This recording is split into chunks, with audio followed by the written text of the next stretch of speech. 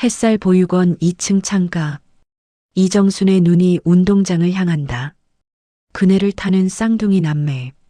수진을 닮은 얼굴들. 이정순의 손이 떨린다. 저 아이들이 원장이 아이들을 불러온다. 문이 열리고 두 아이가 들어온다. 이정순이 무릎을 꿇고 눈높이를 맞춘다. 너희들 이름이 뭐니? 저는 박지민이에요. 저는 박지훈이요. 이정순의 눈에서 눈물이 쏟아진다. 수진이 지어준 이름들.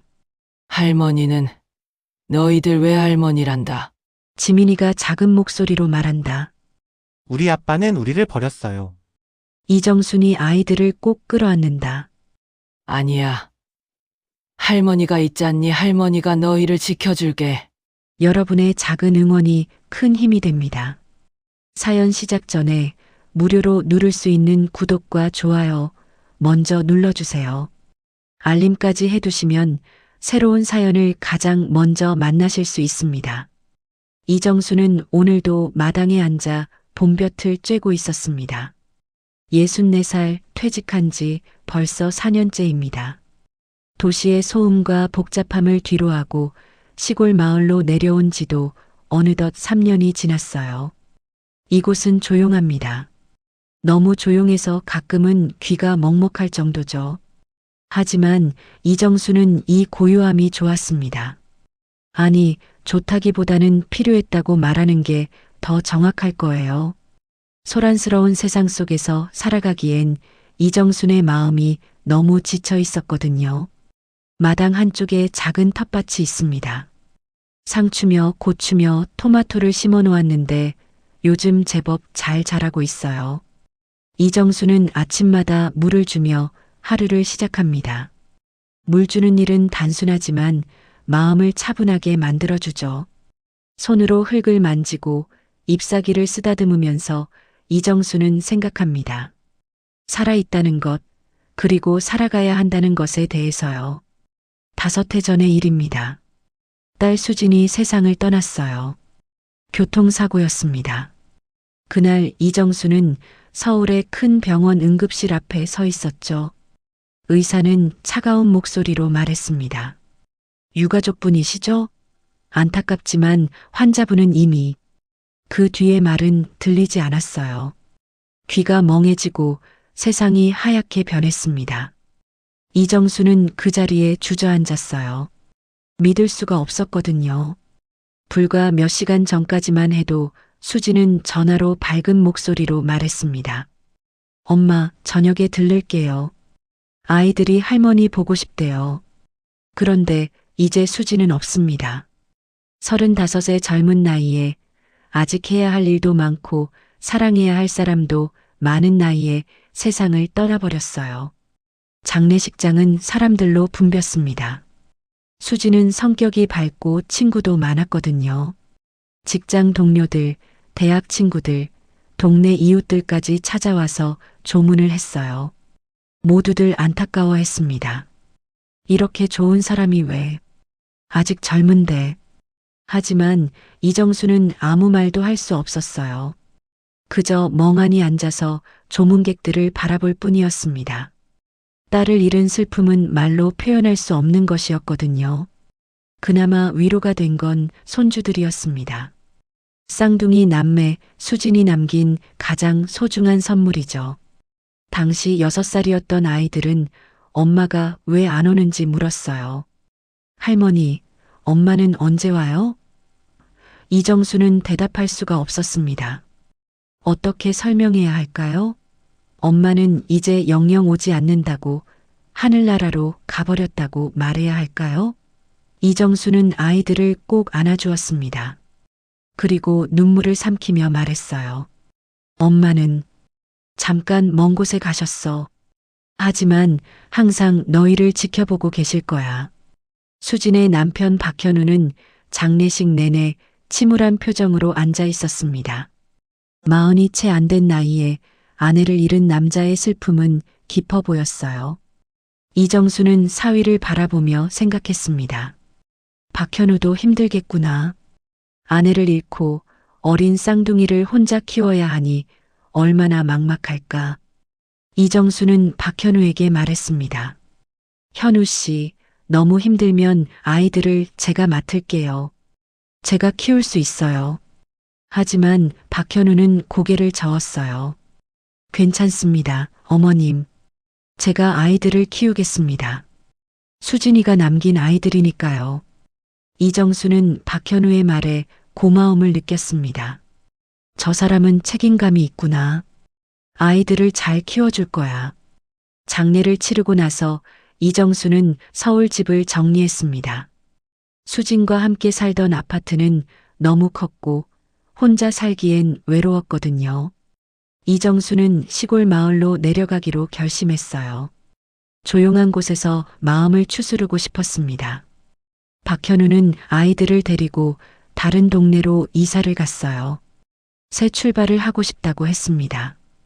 이정수는 이해했어요. 수진의 기억이 가득한 곳에서 살기엔 박현우도 힘들 테니까요. 시골로 내려온 뒤 이정수는 매달 박현우에게 양육비를 보냈습니다. 1,000만 원이라는 큰 돈이었어요. 이정순이 평생 모아온 퇴직금과 저축을 조금씩 쪼개어 보내는 돈이었습니다.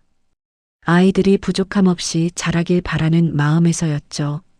좋은 옷을 입고 맛있는 음식을 먹고 학원도 다니면서 행복하게 자라길 바랐습니다. 이정수는 통장에서 돈을 인출할 때마다 생각했어요. 이 돈으로 아이들이 웃을 수 있다면 그걸로 충분해. 박현우는 가끔씩 문자를 보냈습니다. 아이들 잘 지내고 있습니다.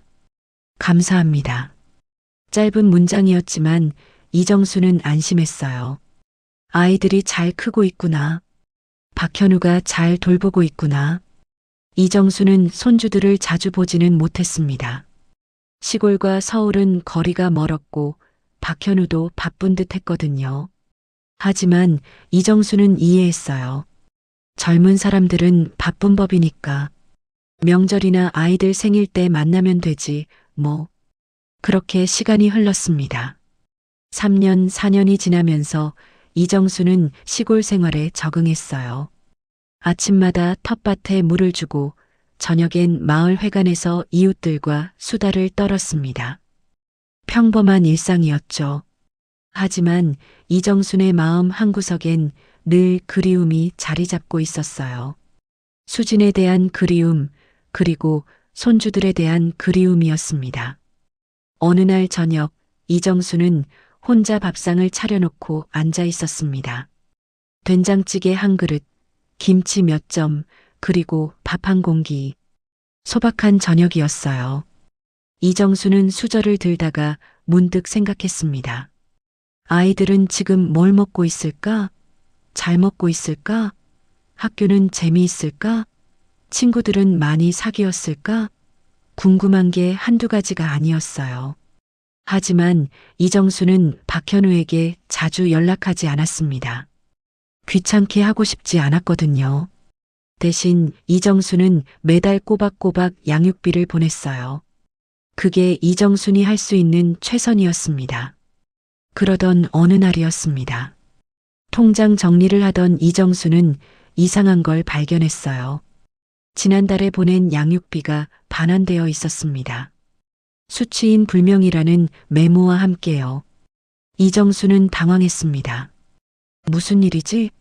주소를 잘못 적은 걸까? 이정수는 다시 한번 확인했어요. 주소는 맞았습니다. 박현우가 알려준 주소 그대로였거든요. 이정수는 불안한 마음에 전화를 걸었습니다.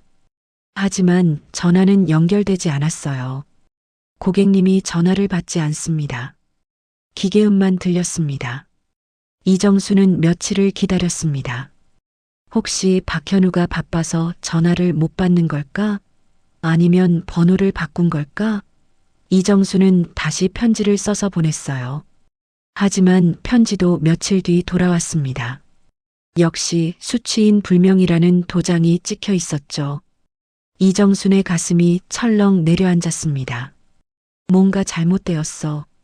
분명히 뭔가 잘못되었어. 이정수는 잠을 이룰 수 없었습니다. 밤새도록 뒤척이며 생각했어요. 박현우는 왜 연락이 안 될까? 아이들은 괜찮은 걸까? 혹시 무슨 일이라도 생긴 걸까? 불안한 생각들이 꼬리에 꼬리를 물었습니다. 이정수는 결심했어요. 직접 서울로 올라가서 확인해 봐야겠어. 이정수는 새벽 첫 차를 타고 서울로 향했습니다. 버스 안은 텅 비어 있었어요. 창밖으로 어둠이 서서히 걷히고 있었습니다. 이정수는 차창에 이마를 기댄 채 생각에 잠겼어요. 아이들의 얼굴이 떠올랐습니다.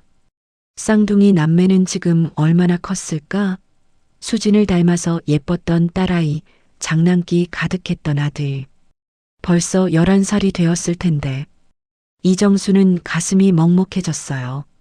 버스는 3시간을 달려 서울에 도착했습니다. 이정수는 박현우가 살던 동네로 향했어요. 기억을 더듬으며 골목길을 걸었습니다. 몇 년 만에 찾아온 동네는 낯설면서도 익숙했어요. 저기 모퉁이 슈퍼마켓, 저쪽 세탁소, 다 그대로였습니다. 하지만 이정순의 발걸음은 무거웠어요. 불안한 예감이 가슴을 짓눌렀거든요. 드디어 박현우가 살던 빌라 앞에 도착했습니다. 3층짜리 낡은 건물이었어요. 이정수는 계단을 올라가 2층 문 앞에 섰습니다. 초인종을 눌렀어요. 딩동, 딩동. 하지만 아무 대답이 없었습니다. 이정수는 다시 한번 초인종을 눌렀어요. 여전히 조용했습니다. 이정수는 문고리를 잡아당겼어요. 잠겨 있었습니다. 옆집 문이 열렸습니다. 중년 여성이 고개를 내밀었어요. 누구세요? 이정수는 급히 인사했습니다. 안녕하세요. 저는 2층에 살던 박현우 씨 장모인데요. 혹시 박현우 씨 어디 갔는지 아세요? 여성은 고개를 가로저었어요. 아, 그 집이요? 작년에 이사 갔어요. 벌써 1년도 더 됐을걸요? 이정수는 깜짝 놀랐습니다. 작년에요? 그럼 연락처라도 남기고 갔나요? 여성은 손을 내저었어요. 글쎄요, 저도 잘 모르겠어요. 그냥 어느 날 갑자기 이사 간 거예요. 이정수는 다급한 마음에 물었습니다. 혹시 아이들은요? 쌍둥이 남매 있었잖아요. 여성은 생각하는 듯 눈을 가늘게 떴어요.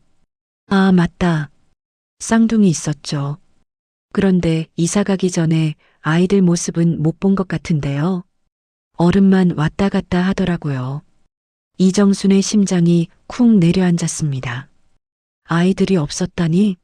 그게 무슨 말이지? 여성은 덧붙였습니다. 그나저나 그 집 참 소란스러웠어요. 이사 가기 전에 채권자들이 자주 찾아왔거든요. 문 두드리고 소리 지르고 난리도 아니었어요. 빚이 좀 있었나 봐요. 이정수는 말문이 막혔습니다. 빚? 박현우가 빚이 있었다고? 그럼 이정순이 매달 보낸 양육비는 어디에 쓴 걸까? 이정수는 인사를 하고 계단을 내려왔습니다. 다리에 힘이 풀렸어요. 빌라 입구 벤치에 주저앉았습니다. 머릿속이 복잡했어요. 박현우는 왜 연락도 없이 이사를 간 걸까? 아이들은 어디에 있는 걸까? 빚은 또 뭐지? 이정수는 숨을 깊이 들이마셨습니다. 진정해야 했어요. 당황하면 안 돼. 차근차근 알아봐야 해. 이정수는 동네를 돌아다니며 사람들에게 물었습니다. 슈퍼마켓 주인 아주머니, 세탁소 사장님, 동네 할아버지들. 모두 비슷한 대답을 했어요. 그 집 이사 갔어요. 빚 때문에 야반도주한 것 같더라고요. 아이들요? 글쎄요, 잘 모르겠는데요. 아무도 아이들에 대해선 확실히 아는 사람이 없었습니다. 저녁이 되었습니다. 이정수는 근처 작은 식당에 들어가 국밥을 시켰어요. 하지만 입맛이 없었습니다. 숟가락을 들었다 놓았다를 반복했어요. 머릿속엔 온통 아이들 생각뿐이었습니다. 아이들은 어디 있을까? 혹시 박현우가 데리고 다른 곳으로 간 걸까? 아니면 이정수는 생각하기 싫은 생각이 떠올랐습니다. 혹시 박현우가 아이들을 아니야, 그럴 리 없어. 아무리 그래도 친아버지인데. 하지만 불안은 쉽게 가시지 않았어요. 이정수는 국밥을 반쯤 남기고 식당을 나왔습니다. 밤거리를 걸으며 이정수는 결심했습니다. 경찰서에 가봐야겠어. 실종 신고라도 해야 해. 이정수는 가까운 경찰서를 찾아갔어요. 민원실 경찰관에게 사정을 설명했습니다. 손주들과 사위 연락이 안 돼요. 집도 비어 있고요. 경찰관은 컴퓨터를 두드리며 물었습니다. 성함이 어떻게 되세요? 이정수는 박현우의 이름과 아이들 이름을 말했어요. 경찰관은 잠시 후 고개를 들었습니다. 특별한 신고 사항은 없네요. 실종 신고도 들어온 게 없고요. 이정수는 물었습니다. 그럼 제가 실종 신고를 할 수 있나요? 경찰관은 난처한 표정을 지었어요. 문제는 성인 남성의 경우 본인 의사로 이사를 갔을 수도 있거든요. 범죄 혐의가 있거나 명백한 위험이 없으면 수사하기 어려워요. 이정수는 답답했습니다. 그럼 아이들은요? 경찰관은 대답했습니다. 아이들도 친권자인 아버지와 함께 있다면 문제가 되지 않아요. 이정수는 경찰서를 나왔습니다. 막막했어요. 어디서부터 어떻게 찾아야 할까? 이정수는 하늘을 올려다봤습니다. 별들이 반짝이고 있었어요. 수진아, 엄마가 뭘 해야 할까? 내 아이들을 어떻게 찾아야 하니? 이정순의 눈에서 눈물이 흘러내렸습니다. 그날 밤 이정수는 근처 작은 여관에 묵었습니다. 낡은 방, 삐걱거리는 침대. 이정수는 누워서 천장을 바라봤어요. 잠이 오지 않았습니다. 온갖 생각이 머릿속을 스쳐 지나갔어요. 박현우는 왜 이렇게 된 걸까? 양육비를 그렇게 보냈는데 왜 빚이 있다는 거지? 아이들은 정말 괜찮은 걸까? 새벽녘 이정수는 겨우 잠이 들었습니다. 꿈을 꿨어요. 수진이 나타났습니다. 하얀 옷을 입은 수진이 웃으며 말했어요. 엄마, 아이들을 찾아줘. 제발 아이들을 지켜줘. 이정수는 꿈속에서 소리쳤습니다. 수진아, 어디에 있니? 엄마가 어떻게 찾아야 해? 하지만 수진은 사라졌어요. 이정수는 깜짝 놀라 깼습니다. 가슴이 두근거렸어요. 이정수는 창밖을 봤습니다. 동이 트고 있었어요. 새로운 날이 시작되고 있었습니다. 이정수는 침대에서 일어났어요. 세수를 하고 옷을 갈아입었습니다. 거울 속 이정순의 얼굴은 지쳐 있었지만 눈빛만큼은 단호했어요. 포기할 수 없어. 반드시 아이들을 찾아야 해. 이정수는 여관을 나와 다시 동네를 돌아다녔습니다. 혹시나 하는 마음에 박현우가 다녔던 회사를 찾아갔어요. 작은 무역회사였습니다. 사무실 문을 열고 들어가자 젊은 직원이 맞이했어요. 무슨 일로 오셨어요? 이정수는 박현우를 찾는다고 말했습니다. 직원은 고개를 저었어요. 박현우 씨요? 진작에 그만뒀는데요. 한 2년 전쯤 이정수는 또다시 막막해졌습니다. 2년 전에 회사를 그만뒀다니. 그럼 그동안 뭘 하며 살았던 걸까? 이정수는 무거운 발걸음으로 회사를 나왔어요. 길거리 벤치에 앉아 한숨을 쉬었습니다. 어디서부터 실마리를 찾아야 할까? 그때 핸드폰이 울렸습니다. 시골 마을 이웃인 김순애 씨였어요. 정순아, 잘 지내? 서울 올라갔다며? 이정수는 대답했습니다. 응, 언니. 손주들 좀 보려고 왔는데 연락이 안 돼서. 목소리가 떨렸어요. 김순애는 걱정스러운 목소리로 물었습니다. 무슨 일 있어? 목소리가 이상한데? 이정수는 사정을 설명했어요. 김순애는 잠시 생각하더니 말했습니다. 정순아, 혹시 시간 있으면 우리 조카 좀 만나봐. 조카가 서울에서 보육원 운영하거든. 내가 아이들 찾는데 도움이 될지도 몰라. 이정수는 희망이 생겼어요. 정말?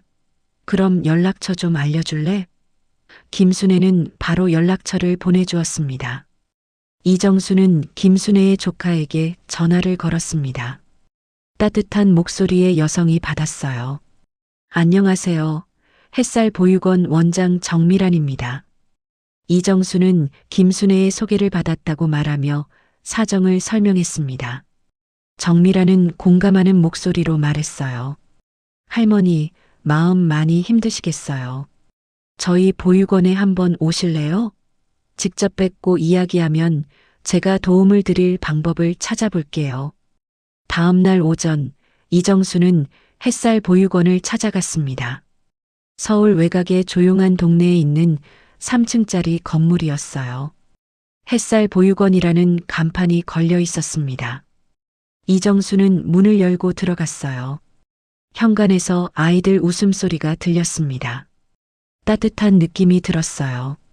정밀한 원장이 나와서 이정순을 맞이했습니다. 40대 초반쯤 돼 보이는 온화한 인상의 여성이었어요. 할머니, 오시느라 수고하셨어요. 이쪽으로 앉으세요. 원장실로 안내를 받았습니다. 정미라는 차를 따라주며 말했습니다. 고모한테 이야기 들었어요. 손주들과 연락이 안 된다고요. 이정수는 그동안의 일을 자세히 설명했습니다. 딸 수진이 세상을 떠난 일, 사위 박현우에게 양육비를 보낸 일, 그리고 최근에 연락이 끊긴 일까지.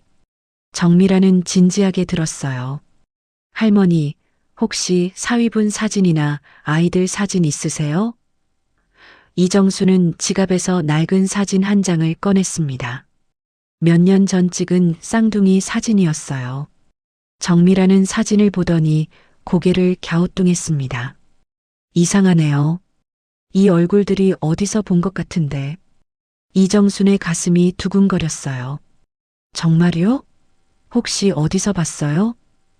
정미라는 생각에 잠겼습니다. 확실하진 않은데 최근에 우리 보육원에 들어온 남매가 있거든요.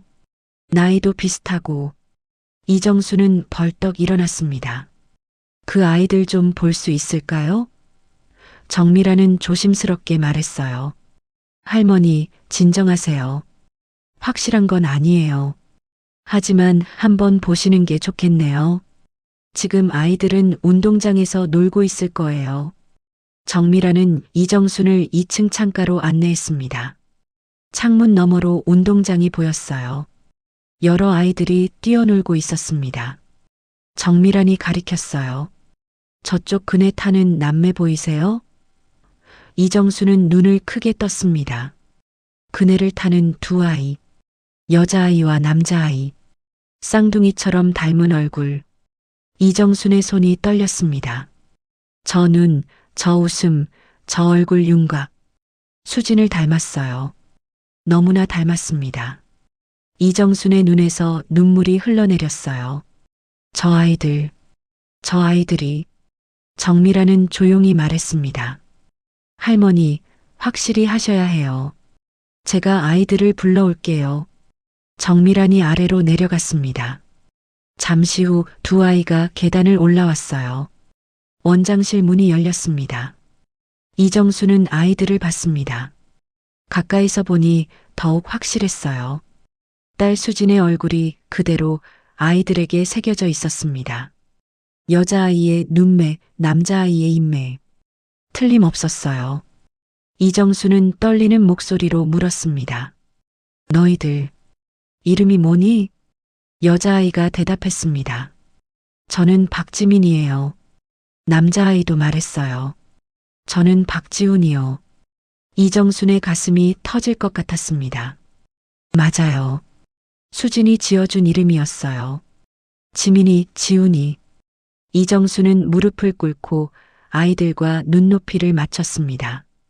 할머니가 누군지 아니? 아이들은 고개를 갸우뚱했어요. 지민이가 조심스럽게 말했습니다. 모르겠어요. 이정수는 눈물을 닦으며 말했어요. 할머니는 너희들 외할머니란다. 지훈이가 놀란 표정을 지었어요. 외할머니요? 근데 왜 여기 계세요? 이정수는 물었습니다. 너희 아빠는 어디 계시니? 아이들의 표정이 어두워졌어요. 지민이가 작은 목소리로 말했습니다. 우리 아빠는 우리를 버렸어요. 여기 보육원에 맡기고 안 왔어요. 이정수는 온몸이 얼어붙는 것 같았습니다. 지훈이가 덧붙였어요. 아빠가 몇 달 전에 우리를 여기 데려왔어요. 잠깐만 있으라고 했는데 안 와요. 지민이의 눈에 눈물이 고였습니다. 우리가 싫었나 봐요. 엄마도 없는데 아빠도 우리 버렸어요. 이정수는 아이들을 꼭 안아주었습니다. 아니야, 아니란다. 할머니가 있잖니. 할머니가 너희를 지켜줄게. 아이들은 이정순의 품에서 울기 시작했어요. 이정순도 함께 울었습니다. 분노와 슬픔과 안도감이 한꺼번에 밀려왔어요. 정미라는 옆에서 지켜보다가 조용히 물었습니다. 할머니, 정말 손주분들이 맞나요? 이정수는 고개를 끄덕였어요.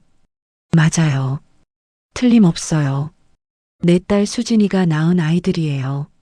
정미라는 한숨을 쉬었습니다. 그렇군요. 그런데 할머니, 문제가 있어요. 이정수는 아이들을 안은 채 정미란을 봤습니다. 무슨 문제요? 정미란은 서류철을 꺼내며 말했어요. 아이들 아버지가 입양 동의서에 서명했거든요. 친권을 포기한다는 서류예요. 그리고 여기 이름이 박현우가 아니라 박태영으로 되어 있어요. 이정수는 충격을 받았습니다. 박태영이요? 그게 무슨... 정미란이 설명했어요. 신분을 바꾼 것 같아요. 이런 경우가 가끔 있거든요. 빚을 피하려고 이름을 바꾸는 경우가. 이정순의 분노가 치밀어 올랐습니다. 박현우, 아니 박태영. 저 인간이 아이들까지 버렸어. 이정수는 그날 밤 보육원 근처 작은 여관에 묵었습니다. 아이들을 보고 온 후라 마음이 복잡했어요. 지민이와 지훈이의 얼굴이 눈에 선했습니다. 저렇게 작은 아이들을 보육원에 버리다니. 이정수는 이불을 꽉 움켜쥐었어요. 분노가 치밀어 올랐습니다. 새벽까지 잠을 이루지 못했어요. 이정수는 침대에 누워 생각했습니다. 박현우가 왜 이름을 박태영으로 바꿨을까? 단순히 빚을 피하기 위해서만은 아닐 거예요. 뭔가 더 큰 이유가 있을 것 같았습니다. 이정수는 결심했어요. 철저히 조사해야겠어. 진실을 밝혀내야 해. 아침이 되자 이정수는 다시 보육원을 찾아갔습니다. 정밀한 원장에게 부탁했어요. 원장님, 박태영이라는 이름으로 된 서류들 좀 더 자세히 볼 수 있을까요? 정밀한은 서류철을 가져왔습니다. 여기 있어요. 입양 동의서하고 신분증 사본도 있어요. 이정수는 서류를 하나하나 살펴봤습니다. 박태영의 주민등록번호가 적혀 있었어요. 이정수는 핸드폰으로 사진을 찍었습니다. 증거로 남겨둬야 했거든요. 신분증 사본도 자세히 봤어요. 사진 속 얼굴은 박현우가 맞았습니다. 하지만 이름은 박태영이었어요. 정미란이 말했습니다. 할머니, 이런 경우엔 변호사 도움을 받는 게 좋아요. 법적으로 복잡한 문제거든요. 이정수는 고개를 끄덕였어요. 그래야겠어요. 혹시 아는 변호사 있으세요? 정미란은 명함 한 장을 꺼내 주었습니다. 이분은 가족법 전문이에요. 우리 보육원 법률 자문도 해주시는 분이고요. 이정수는 보육원을 나와 변호사 사무실로 향했습니다. 시내 한복판에 있는 빌딩이었어요. 10층에 있는 법률사무소 문을 열고 들어갔습니다. 젊은 변호사가 맞이했어요. 안녕하세요. 김재윤 변호사입니다. 이정수는 정미란의 소개를 받았다며 사정을 설명했습니다.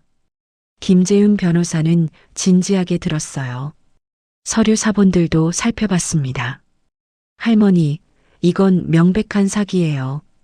개명도 제대로 된 절차 없이 한 것 같고요. 그런데 한 가지 궁금한 게 있어요. 이정수는 물었습니다. 뭔가요? 김재윤은 컴퓨터를 켰어요.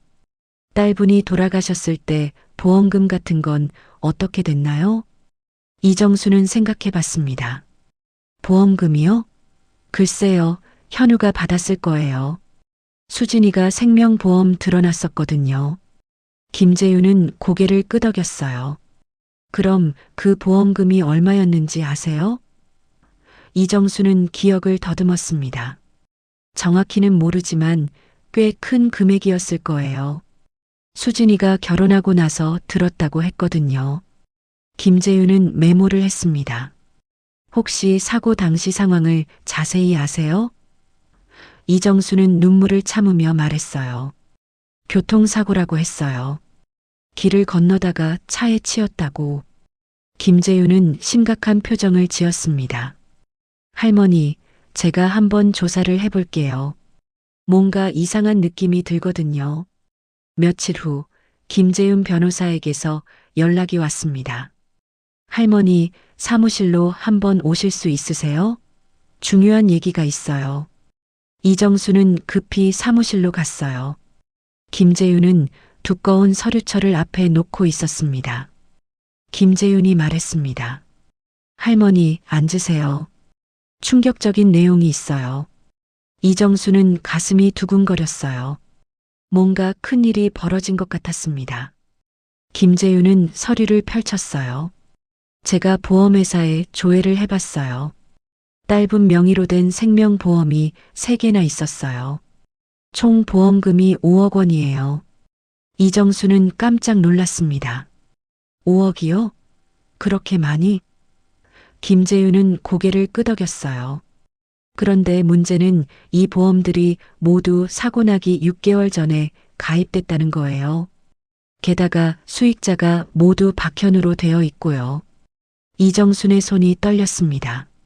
그게 무슨 뜻이에요? 김재윤은 조심스럽게 말했습니다. 보험 사기일 가능성이 있어요. 사고를 미리 계획하고 보험금을 노렸을 수도 있다는 거죠. 이정수는 숨이 막혔어요. 그럼 수진이가 죽은 게 사고가 아니라는 거예요?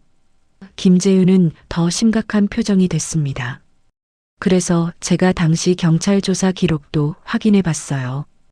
김재윤은 또 다른 서류를 꺼냈습니다.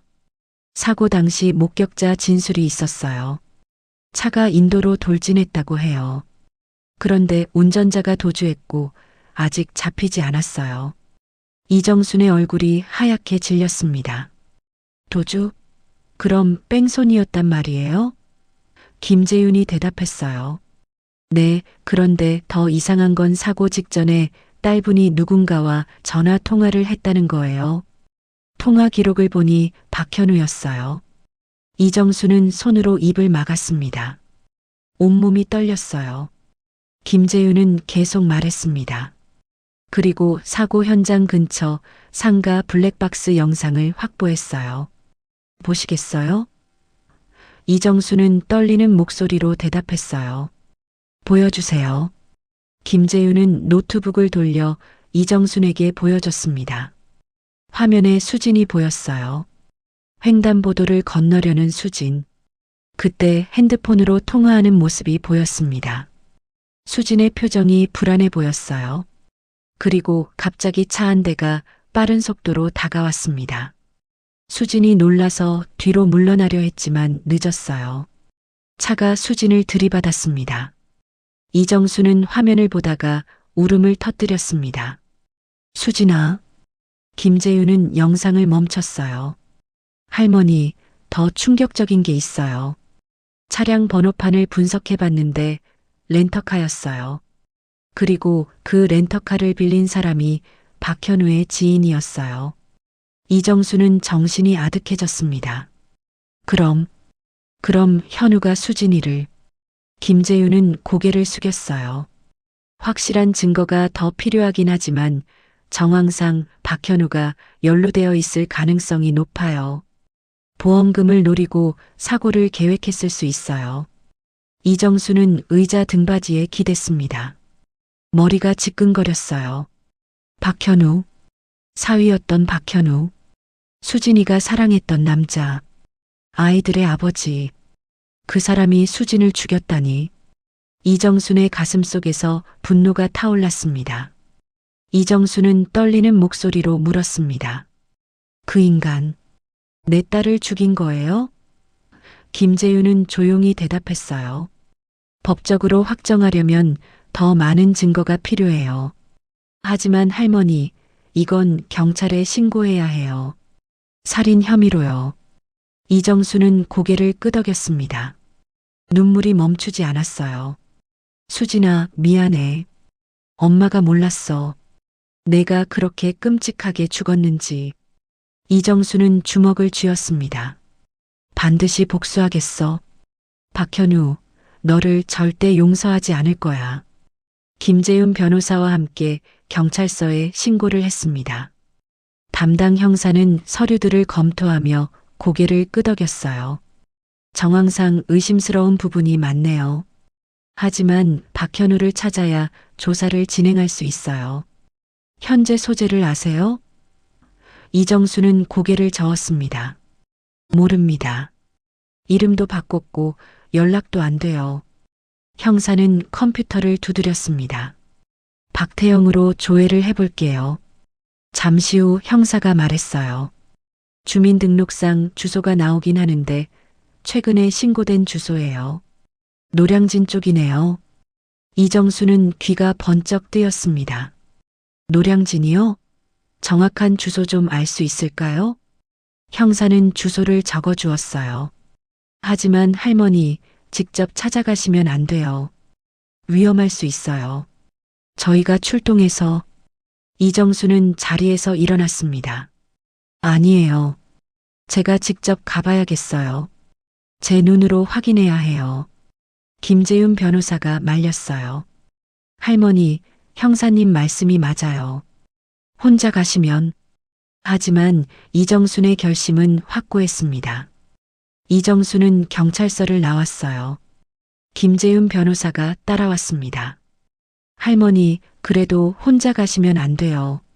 제가 같이 갈게요. 이정수는 고개를 끄덕였어요. 둘은 택시를 타고 노량진으로 향했습니다. 차창 밖으로 서울거리가 스쳐 지나갔어요. 이정순의 가슴은 두근거렸습니다. 곧 박현우를 만나게 될 거예요. 노량진에 도착했습니다. 허름한 골목길이었어요. 낡은 건물들이 빼곡히 들어서 있었습니다. 주소를 찾아 걷다 보니 2층짜리 낡은 건물이 나왔어요. 1층은 철거된 가게였고 2층으로 올라가는 계단만 보였습니다. 이정수는 계단을 올라갔어요. 문패도 없는 철문이 있었습니다. 이정수는 문을 두드렸어요. 똑똑똑. 안에서 인기척이 들렸습니다. 누구세요? 남자 목소리였어요. 이정수는 떨리는 목소리로 말했습니다. 저, 이정순이에요. 문 좀 열어주세요. 잠시 정적이 흘렀습니다. 그리고 문이 천천히 열렸어요. 문틈 사이로 남자의 얼굴이 보였습니다. 박현우였어요. 하지만 예전에 깔끔했던 모습은 온데간데 없었습니다. 머리는 헝클어져 있었고 수염도 덥수룩했어요. 눈은 충혈되어 있었고 옷도 구겨진 채였습니다. 박현우는 이정순을 보더니 당황한 표정을 지었어요. 장모님? 어떻게 여길? 이정수는 문을 밀고 안으로 들어갔습니다. 좁은 원룸이었어요. 어질러진 방 안에서 술 냄새가 진동했습니다. 맥주병과 소주병이 여기저기 널려 있었어요. 이정수는 박현우를 노려봤습니다. 현우 씨, 아니 박태영 씨라고 해야 하나요? 박현우는 뒤로 물러섰어요. 그게, 장모님. 이정수는 한 걸음 다가갔습니다. 아이들을 어디다 버린 거예요? 내가 보낸 양육비는 다 어디에 쓴 거고? 박현우는 소파에 주저앉았어요. 테이블 위에 있던 소주병을 집어들었습니다.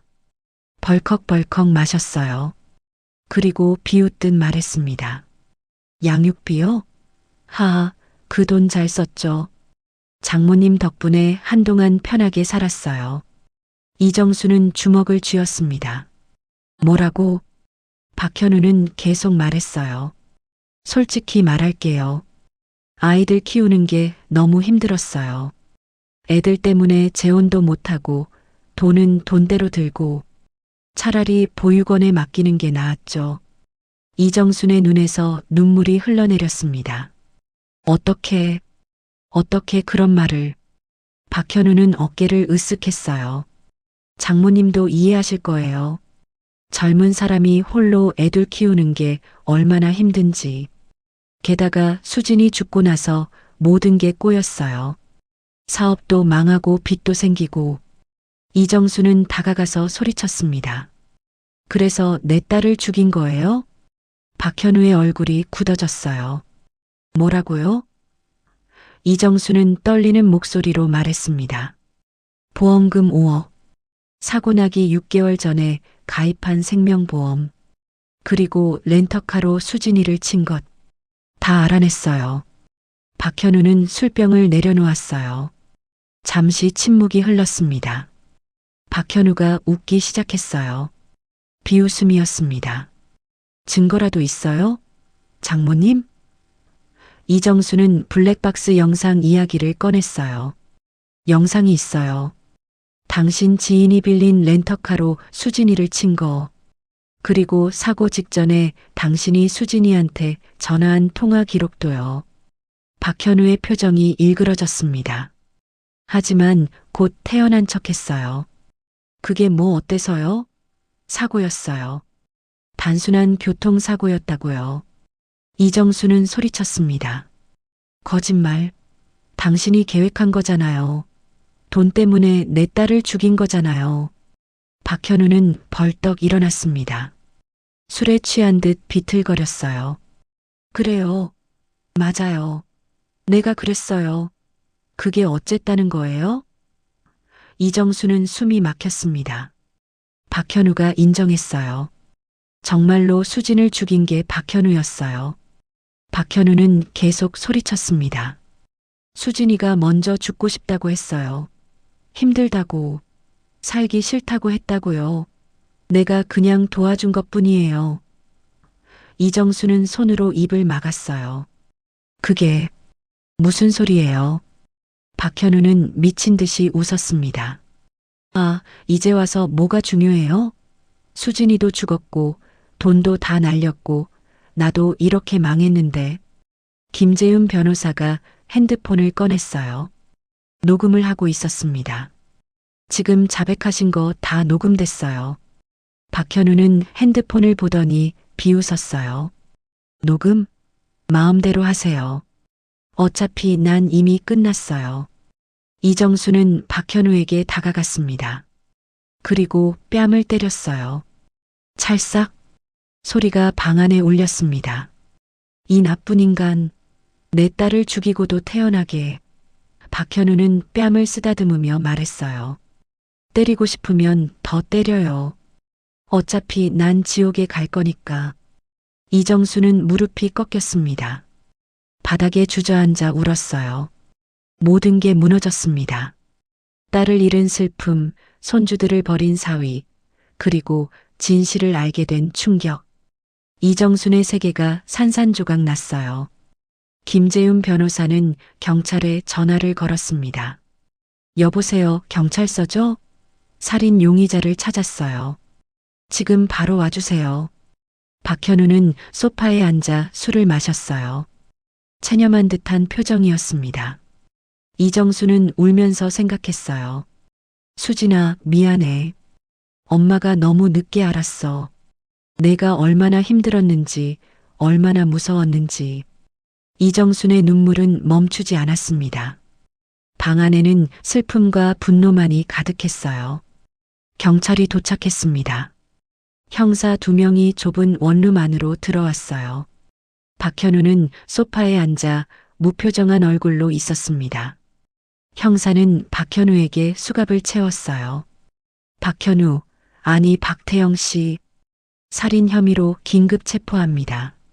박현우는 저항하지 않았습니다. 그저 이정순을 한번 쳐다봤을 뿐이었어요. 이정순은 박현우가 끌려가는 모습을 지켜봤습니다. 저 사람이 수진을 죽였어. 저 사람 때문에 내 딸이 죽었어. 가슴이 찢어질 것 같았어요. 김재훈 변호사가 이정순의 어깨를 두드렸습니다. 할머니, 이제 경찰서 가서 진술하셔야 해요.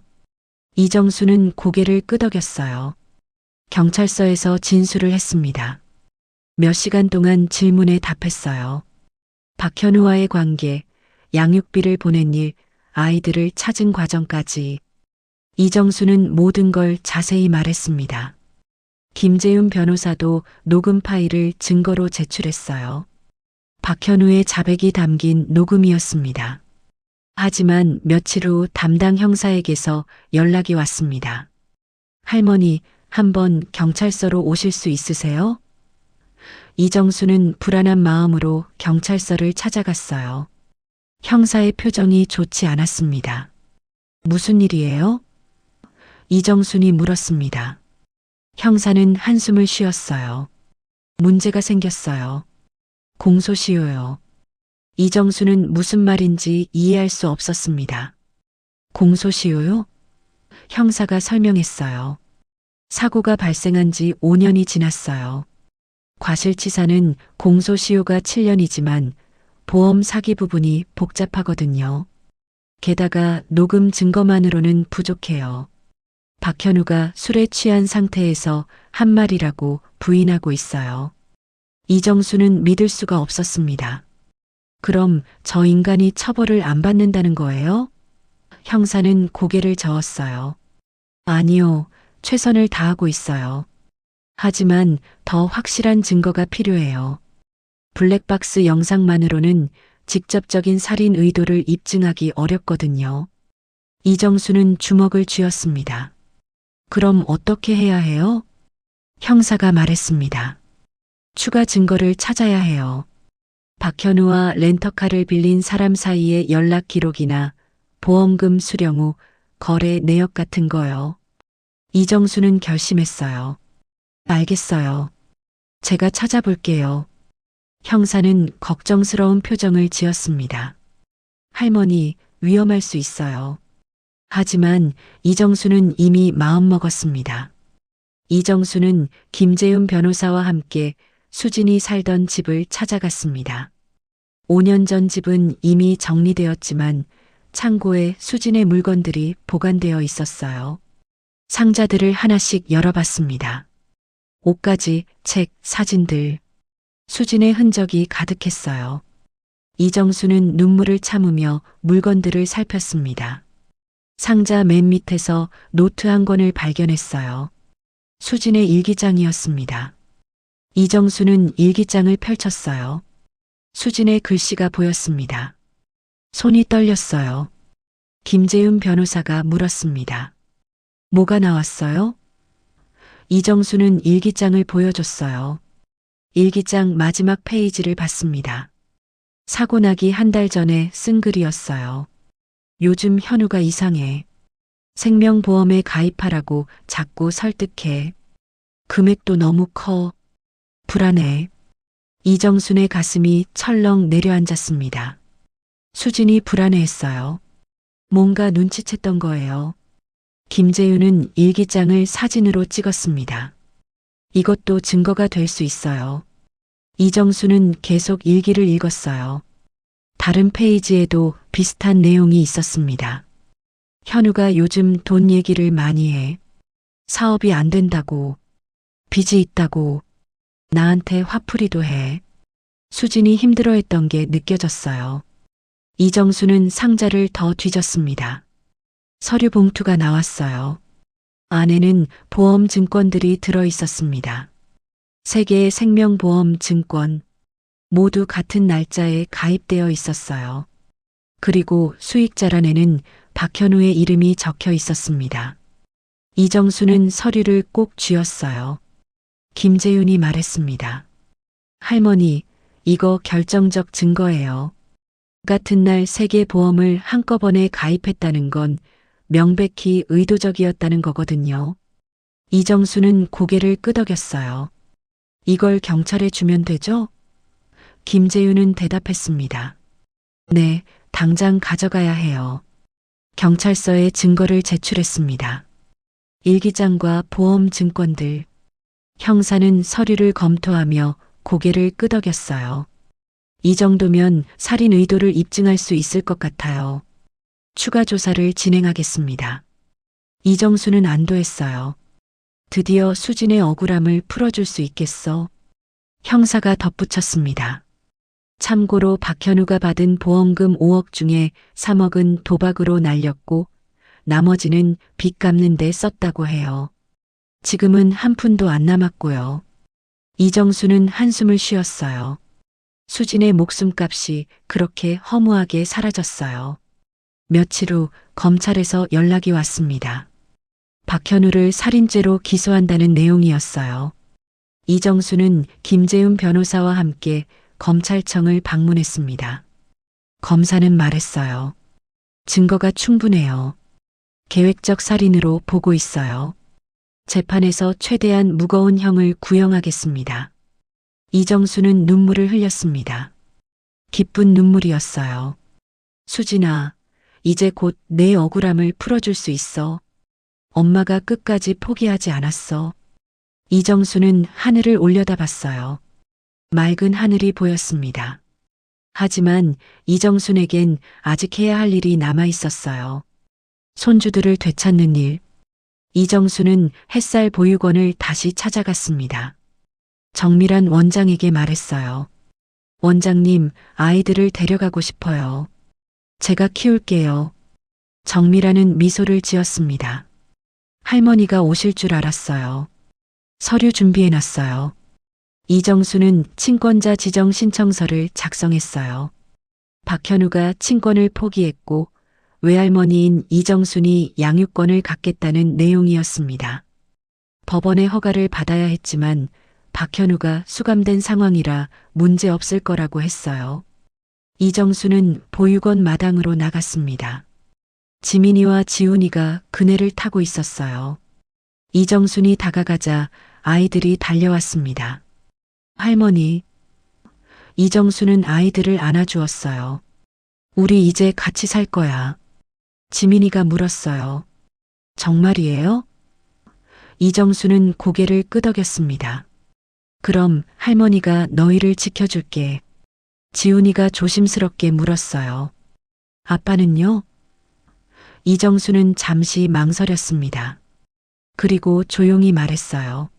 아빠는 잘못을 해서 한동안 못 볼 거야. 하지만 할머니가 있잖니. 아이들은 고개를 끄덕였어요. 슬픈 표정이었지만 이해하는 듯 했습니다. 이정수는 아이들의 손을 잡았어요. 따뜻했습니다. 수진아, 엄마가 내 아이들을 잘 키울게. 약속해. 이정순의 마음에 희망이 싹 텄습니다. 아직 갈 길은 멀지만 포기하지 않을 거예요. 재판날이 다가왔습니다. 서울중앙지방법원. 이정수는 김재훈 변호사와 함께 법정으로 향했어요. 복도는 사람들로 붐볐습니다. 기자들도 보였어요. 보험금을 노린 살인 사건이라 언론의 관심이 컸거든요. 이정수는 긴장했지만 걸음을 멈추지 않았습니다. 법정 문을 열고 들어갔어요. 높은 천장과 엄숙한 분위기. 방청석에는 사람들이 앉아 있었습니다.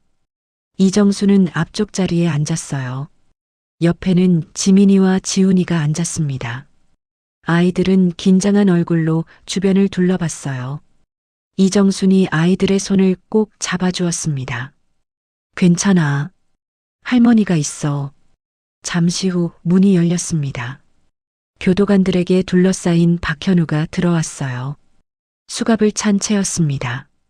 박현우는 수척해 보였어요. 죄수복을 입은 모습은 초라했습니다. 박현우는 방청석을 훑어봤어요. 이정순과 눈이 마주쳤습니다.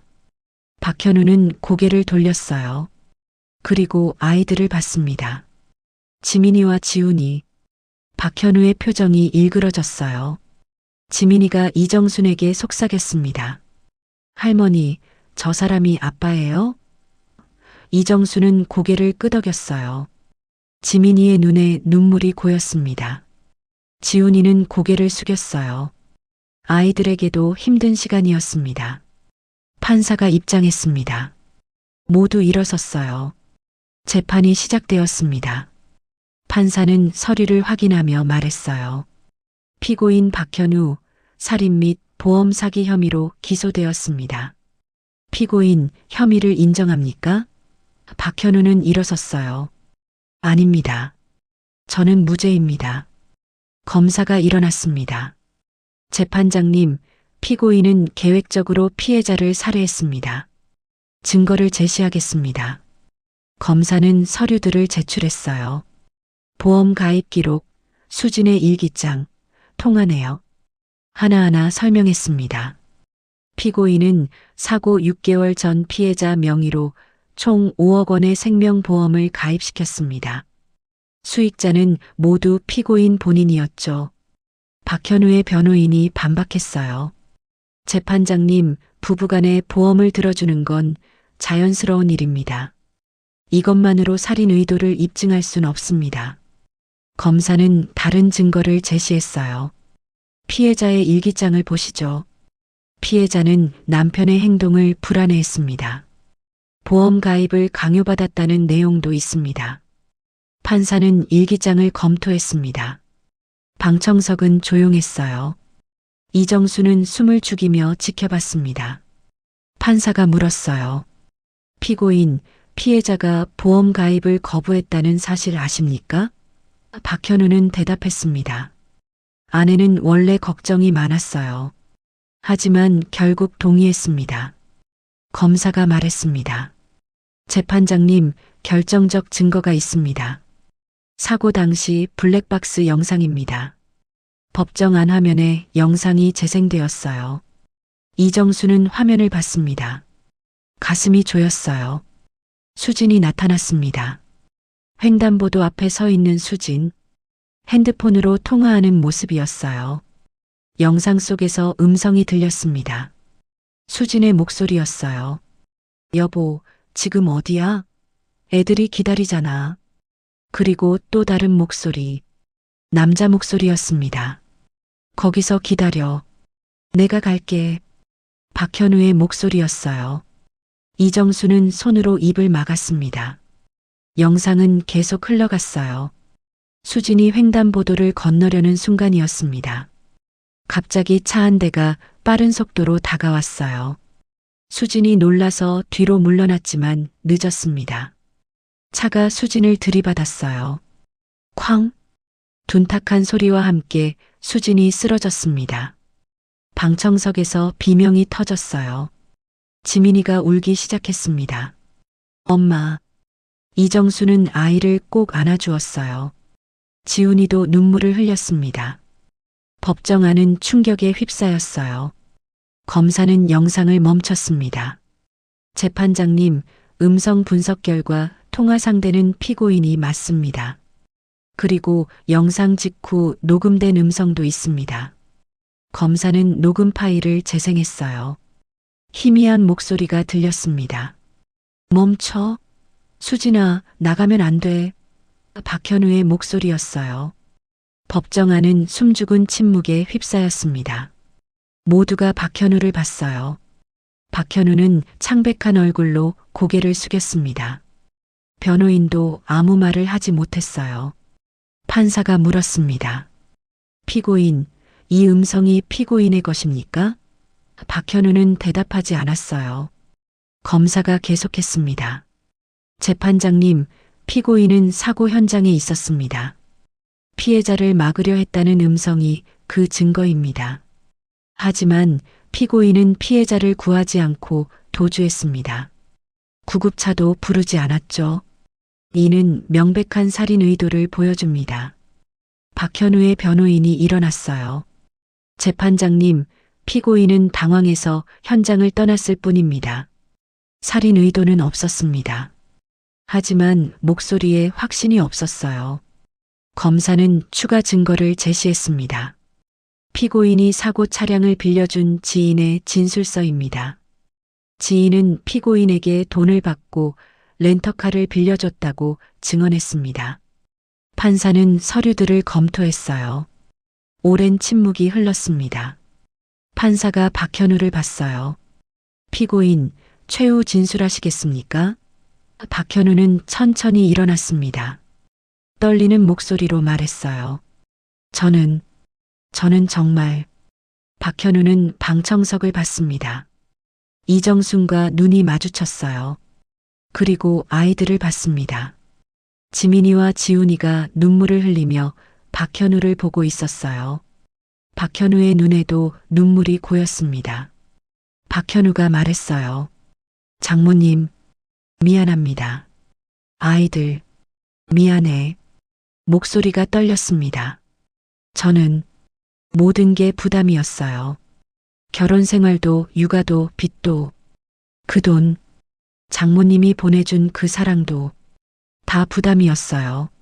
저는 도망치고 싶었어요. 그래서 이정수는 눈물을 닦았습니다. 조용히 말했어요. 그래도 내 손주들은 지켜줬어야지. 박현우는 고개를 숙였어요. 죄송합니다. 더 이상 할 말이 없는 듯 했습니다. 판사가 말했습니다. 피고인 박현우, 유죄로 판단합니다. 계획적 살인 및 보험 사기 혐의가 인정됩니다. 징역 20년을 선고합니다. 방망이 소리가 울렸어요. 똑똑똑. 재판이 끝났습니다. 박현우는 교도관들에게 끌려나갔어요. 이정수는 그 모습을 지켜봤습니다. 복잡한 감정이 밀려왔어요. 수진의 억울함은 풀렸지만 기쁘지만은 않았습니다. 아이들은 아버지를 잃었고 수진은 돌아오지 않았거든요. 법정을 나왔습니다. 복도에서 기자들이 몰려들었어요. 하지만 이정수는 아무 말도 하지 않았습니다. 지민이와 지훈이의 손을 잡고 법원을 나왔어요. 밖에는 햇살이 비치고 있었습니다. 따뜻한 햇살이었어요. 재판이 끝나고 석 달이 지났습니다. 이정수는 법원에서 정식으로 지민이와 지훈이의 양육권을 인정받았어요. 박현우가 친권을 포기했고 외할머니인 이정순이 가장 적합한 양육자로 판단됐습니다. 서류를 받아들고 나오던 날 이정수는 하늘을 올려다봤어요. 수진아, 엄마가 내 아이들을 잘 키울게. 아이들은 햇살 보육원에서 나와 이정순과 함께 지내기 시작했습니다. 처음엔 서울에서 작은 집을 얻어 살았어요. 아이들이 학교에 적응할 시간이 필요했거든요. 지민이와 지훈이는 전학을 했습니다. 새 학교, 새 친구들. 처음엔 낯설어 했지만 점차 적응해 갔어요. 저녁이면 셋이 함께 밥상을 차렸습니다. 된장찌개, 김치, 계란말이. 수진이 좋아하던 반찬들이었어요. 이정수는 아이들에게 물었습니다. 맛있니? 지민이가 대답했어요. 할머니, 엄마 맛이에요. 지훈이도 고개를 끄덕였습니다. 엄마가 이렇게 만들어줬어요. 이정수는 눈시울이 붉어졌어요. 밤이면 아이들은 이정순 옆에 누워 잠들었습니다. 작은 방이었지만 셋이 함께면 따뜻했어요. 지민이가 속삭였습니다. 할머니, 우리 계속 같이 살 수 있죠? 이정수는 아이의 머리를 쓰다듬으며 말했어요. 그럼 할머니가 어딜 가겠니? 우리 평생 함께 살 거야. 지훈이도 이정순의 팔을 꼭 잡았습니다. 좋아요. 어느 날 이정수는 아이들에게 물었습니다. 너희들 할머니 고향 가볼래? 시골인데 공기도 좋고 마당도 넓어. 아이들은 눈을 반짝였어요. 정말요? 이정수는 미소 지었습니다.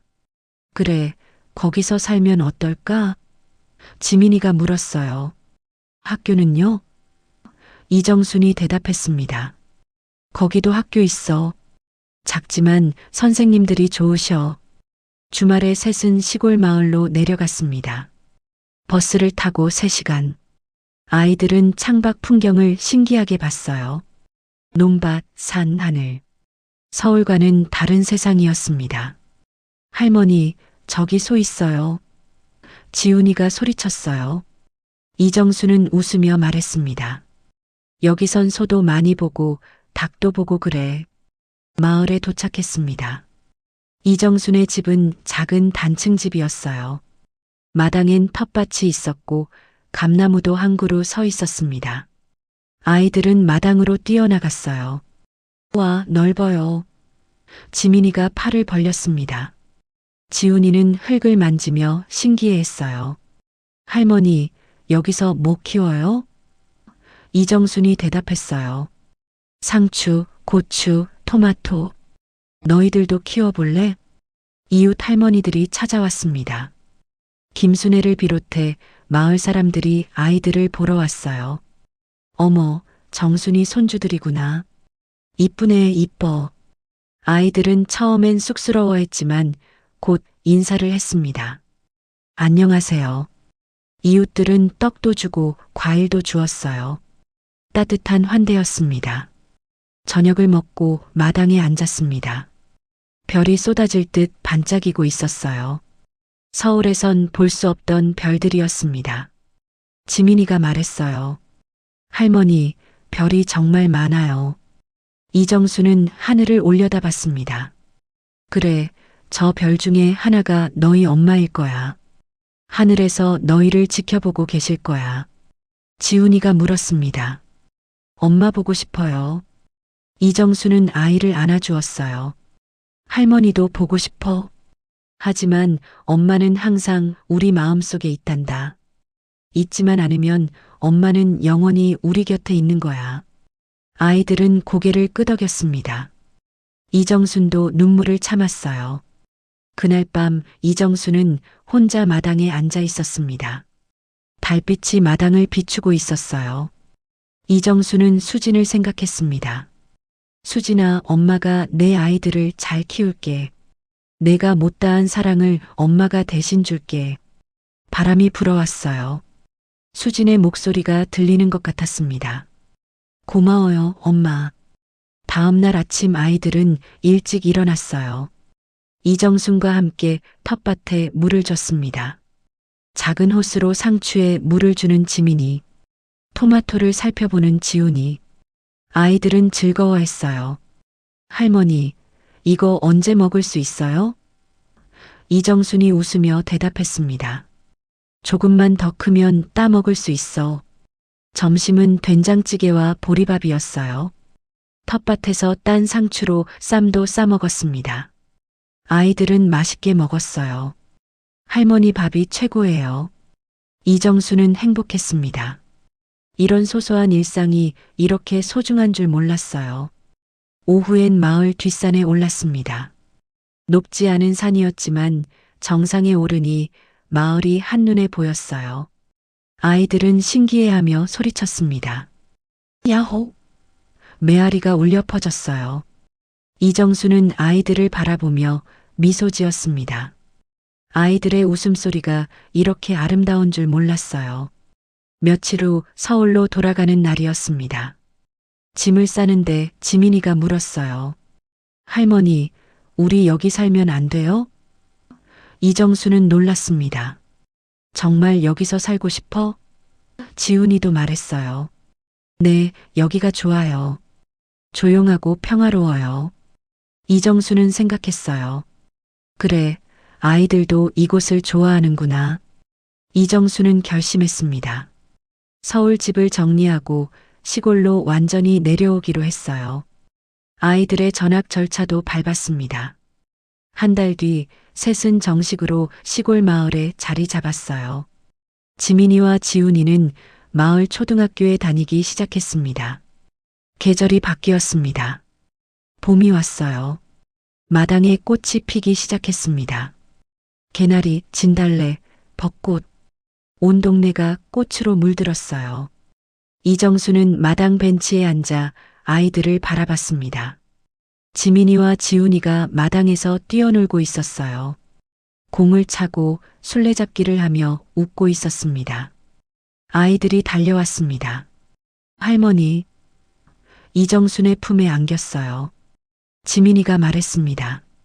할머니, 이제 우리 여기서 계속 살아요. 평생 같이 살아요. 지훈이도 덧붙였어요. 할머니랑 같이 있으면 행복해요. 이정순의 눈에서 눈물이 흘러내렸습니다. 하지만 이번엔 슬픈 눈물이 아니었어요. 따뜻하고 행복한 눈물이었습니다. 이정수는 아이들을 꼭 안아주었어요. 그래, 할머니도 너희랑 같이 있으면 행복해. 이젠 절대 너희를 놓지 않을 거야. 약속해. 아이들은 이정순의 품에서 웃었습니다. 봄 햇살이 셋을 따뜻하게 비쳤어요. 카메라가 천천히 멀어집니다. 마당 벤치에 앉은 이정순과 그 품에 안긴 아이들. 주변엔 활짝 핀 꽃들, 파란 하늘과 하얀 구름, 평화로운 풍경이었습니다. 아이들의 웃음소리가 마을에 퍼져나갔어요. 이정수는 하늘을 올려다봤습니다. 수진아, 보이니? 내 아이들이 웃고 있어. 할머니가 잘 키우고 있어. 걱정하지 마. 바람이 불어왔어요. 따뜻한 봄바람이었습니다. 이정순의 마음에도 봄이 찾아왔어요. 긴 겨울이 지나고 드디어 봄이 온 것입니다. 오늘의 사연 어떠셨나요? 구독과 알림 설정으로 다음 이야기를 가장 먼저 만나보세요. 좋아요와 댓글은 큰 힘이 됩니다. 감사합니다. 사연 일상이었습니다.